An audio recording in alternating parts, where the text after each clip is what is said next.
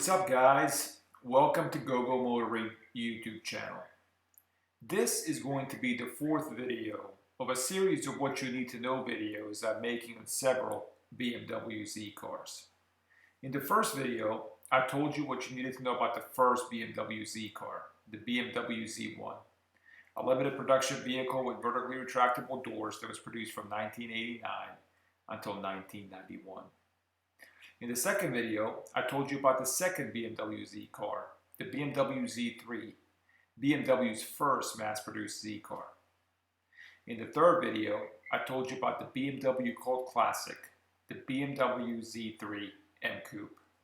And in today's video, I will tell you what you need to know about the BMW Z8, the most expensive, exclusive, and arguably the most beautiful BMZ car ever made. So let's begin by telling you how the BMW Z8 came to be. The 1990s and the early 2000s were the high time for BMW Roadsters. It was during this time that BMW designed and produced four different Roadsters: the BMW Z1, the BMW Z3, the BMW Z4, and the BMW Z8. And at that time, if you wanted to project an image of success, the way to do it was through owning a dedicated sport car or a fun car, which would serve as your weekend toy. And the Roadsters in particular fit that role well. Buying a Roadster would be a way to show the world that you had sufficient finances to spend money on an impractical vehicle that would only be seldom used. A lot of people couldn't afford to do that, so those that could stood out. In today's world, the demand for Roadsters is limited. And a way to project an image of success is through an overpriced, souped-up SUV, which personally, to me, makes no sense. But it is what it is. So the BMW Z8 was born out of a styling exercise. It actually had its origins back in 1993 when a member of BMW's board of directors was driving the BMW 507 and wondered during that drive why BMW didn't have a modern car like that. Now, the BMW 507 was a two-seater luxury roadster, and it's probably one of the most beautiful BMWs ever made. It was produced from 1956 to 1959. The 507 came equipped with a 3.2-liter, 150 horsepower V8 engine, and it was one of the most rare cars ever made. Only 252 examples of the BMW 507 were made, and Elvis Presley owned two of them. And the interesting thing with the BMW 507 is that even though it was an incredibly beautiful car, it was also a very expensive car. It wasn't, not many units were sold, and it almost caused BMW to go into bankruptcy. So even though it's beautiful, it's one of the cars that almost led to BMW's design. But anyway, when the head of BMW's design, Chris Bangor, heard about this BMW board member's question as to why BMW didn't have a modern-day BMW 507, he started thinking about what it would be like to create a modern version, an homage to the BMW 507. And another individual who heard about this, who was working for BMW at the time, was a gentleman by the name of Henrik Fisker, who went on to become a legendary designer. And he ended up dedicating himself and his time to actually design a concept vehicle. And that concept vehicle was called the BMW Z07, sort of like the 507, except it was the Z07. And it was revealed at the 1997 Tokyo Motor Show. And it was a huge success. It's a gorgeous looking car. And so as this sort of styling exercise, the 507 was created and the acclaim that the car received, that idea started building up that they could make this, they could actually create a limited production vehicle that will be called the BMW Z8. So BMW started talking to select people who would have the opportunity to buy this particular car if it went into production, and they also committed to producing OEM parts for that car for the next 50 years and effectively making it an instant collector's car. And then what sort of sealed the deal for BMW Z8 to go into production was, in fact, James Bond 007. The Bond producers actually came to Munich to talk about what car would be next in the BMW, which BMW car would be used in the next Bond movie, The World's Not Enough. And when they were in Munich, they actually saw the concept vehicle, the Z07, and they refused to put any other car in the movie other than that vehicle, the Z07.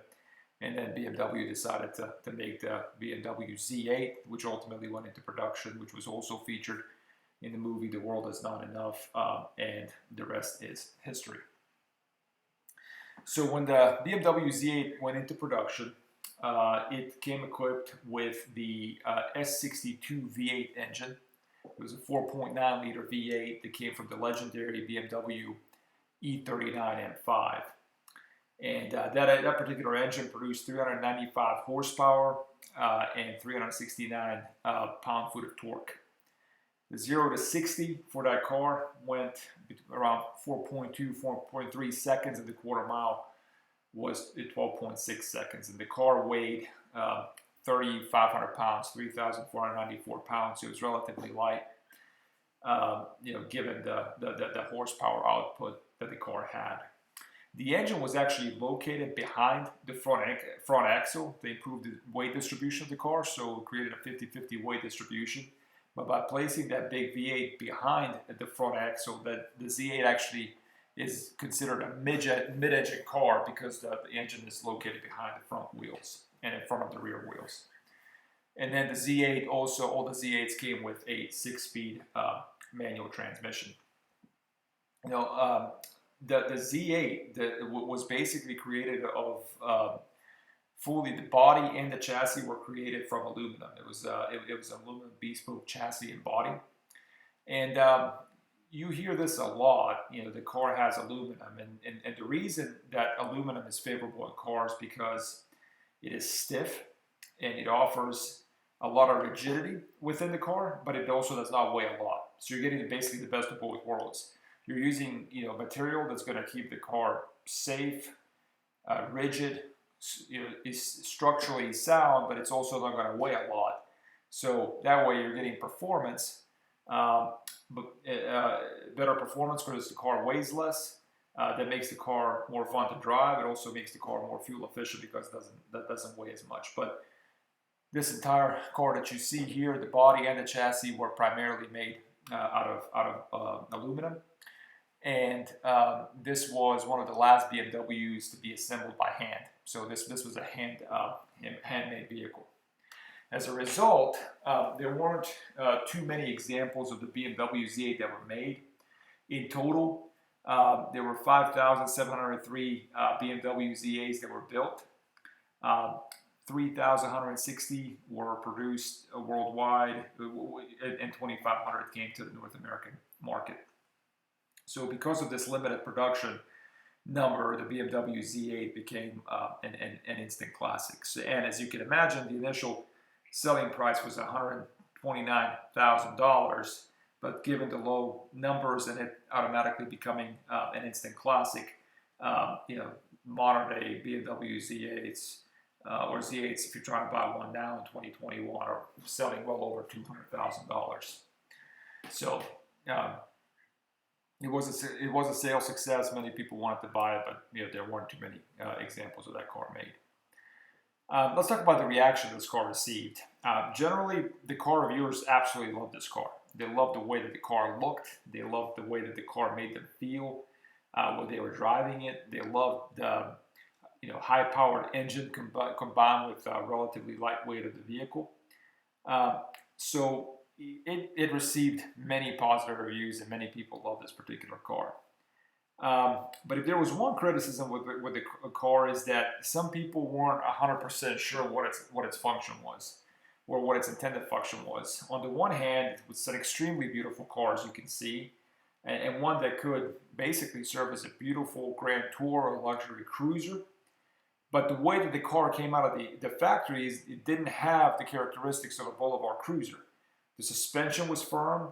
The car came equipped with a manual transmission. And it also had a powerful V8 that had to be revved out to produce maximum torque. So in many ways, it had the characteristics of a sports car, of a car built around driver enjoyment, even though it kind of looked like this beautiful, luxurious, two-seater cruiser that could, that would kind of be more appropriate for, easy driving. But at the same time, even though this car had an awesome V8 engine, even though it wasn't, too heavy, it still wasn't, the lightest car. Many roadsters, some of the Z3s and then the Z4s that followed, they were under 3,000 pounds, so they were lighter, they were more tossable. So this car was a little bit heavier and had that, big V8 in the front. So it wasn't, even though it drove really well, the performance numbers were impressive. It's not one of those, lightweight roadsters that likes to be, chucked around in corners. And this was back in 2000, when this car came out. In today's world, pretty much every BMW, has those characteristics. It's heavy, most of them are over 3,500 pounds at this point. They're extremely fast. They put up amazing numbers. So in many ways, it had the characteristics of a modern day BMW. But back then, when this Ford car first came out, a lot of those front-to-car drives were lightweight. So as a result, Alpina actually ended up producing a different iteration of the BMW Z8, and they called it a Roadster V8. And the goal of that Roadster V8 that Alpina produced was to make basically a boulevard cruiser type of a car that the original BMW Z8 was not. So to do that, Alpina replaced the S62 V8 engine that came in the E39 M5 with the M52 V8 engine that came from the BMW X5, and actually ended up decreasing the horsepower to 375 horsepower, so down from 395 horsepower, but also while increasing the torque at 383 pound-foot of torque as opposed to 369 pound-foot of torque that came in the original Z8. And that torque actually became available at lower RPM, so that there was no need to rev the engine out. And then the 6-speed manual transmission that came in the BMW Z8 was replaced by the BMW Steptronic 5-speed automatic transmission. And then the suspension was also softened to make it more cushy and more comfortable. And oddly enough, the Alpina V8 Roadster V8 is actually more of a collector's item than the standard BMW Z8, and part of that has to do with the fact that there were only 555 total of those cars that were made, and 450 of those came to the United States. So personally, I'd never ever buy an Alpina over the regular BMW Z8. Why you would want a roadster with an engine from an SUV as opposed to an M car, and why you want a roadster that has a slush box automatic gearbox instead of a 6-speed manual transmission with soft suspension is absolutely baffling to me, but different strokes for different folks, I suppose. So let's talk about the looks of this car. As mentioned, this car was designed by Henrik Fisker, and Fisker is a legendary car designer who also went on to design the Aston Martin DB9, and for a while was the head of the design for Aston Martin, which, Aston Martins are some of the most beautiful cars around. So to be the head designer there just tells you how talented this guy is. And then Henrik Fisker actually ended up creating his own company that released an absolutely gorgeous hybrid car called the Fisker Karma. It was named after him. So it's if you haven't had check that car out, it's also beautiful, just like the Z8 is, and just like the Aston Martin DB9 is. But there are a lot of tributes to the BMW 507 that I talked about earlier. And even though the Z8, like the 507, kind of has this restrained, classy looking styling. Actually, not a single dimension, curve, or detail from the 507 was copied in the Z8. So really, the Z8 is a reinterpretation of the BMW 507, and not, not a copy. But you know, obviously, some of the common elements. You look at that kidney grille, sort of that wide rectangular kidney grille. That's sort of what the grille on the 507 look like. So that looks beautiful. As do those lights in the grille. Those are actually not fog lights. Those are high beams. But the car just looks beautiful. I mean, the proportions are just right. It's got these soft lines, this aluminum body that just looks very tight, and yeah, it's just a gorgeous, gorgeous looking car. And each BMW Z8, I mean, they were roadsters, right? So that soft top, but each one also came with a hard top of the matching color, and that hard top could be put on the car during the winter months. And the hard top was specifically designed with the intent of obviously it being put on the car, so the lines from that top matched the car really well. So the car looks great, both with the roof down and with the roof up, especially when you're using the hard top. You've got these awesome grills on the side with the BMW emblem. That's something else that that the 507 had, and then the blinkers are actually integrated into those grills over there. But just a gorgeous looking car. In terms of the interior, what's interesting about the BMW Z8 is that the gauge cluster is actually situated in the middle of the car. So that's sort of an homage to the BMW 507 and the roadsters from the 50s and the 60s. Many of them had that instrument or gauge cluster in the middle, as opposed to directly behind the steering wheel, and that was done on purpose by BMW. BMW did that so that the gauge cluster wouldn't obstruct the view of the hood, as you were sitting there and driving the car.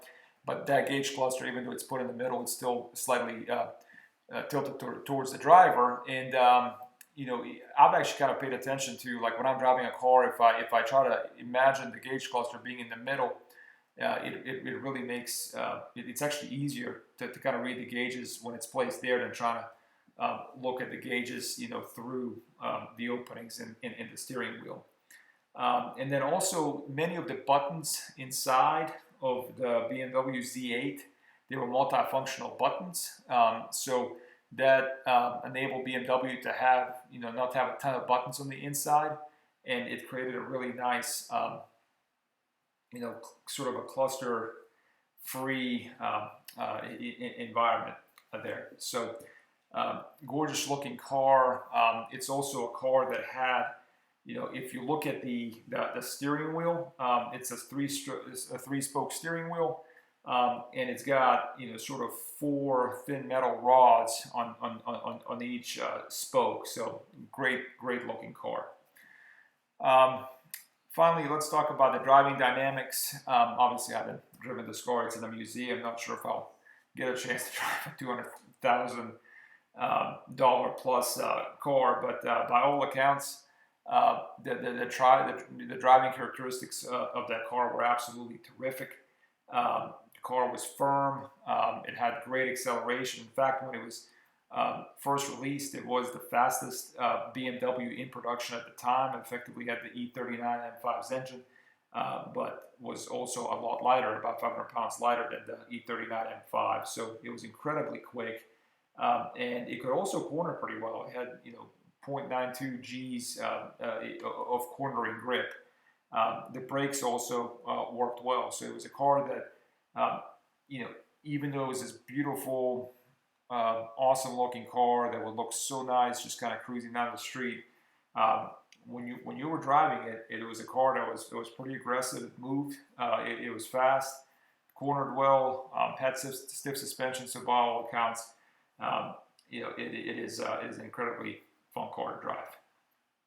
So that's it for the BMW Z8. Thank you for watching. If you like this video, please give it a thumbs up, leave a comment below, and subscribe to my channel. There are going to be plenty more videos coming your way. The next video that I'm going to be making is going to be a what you need to know video about the BMW Z4M Roadster. Thanks for watching.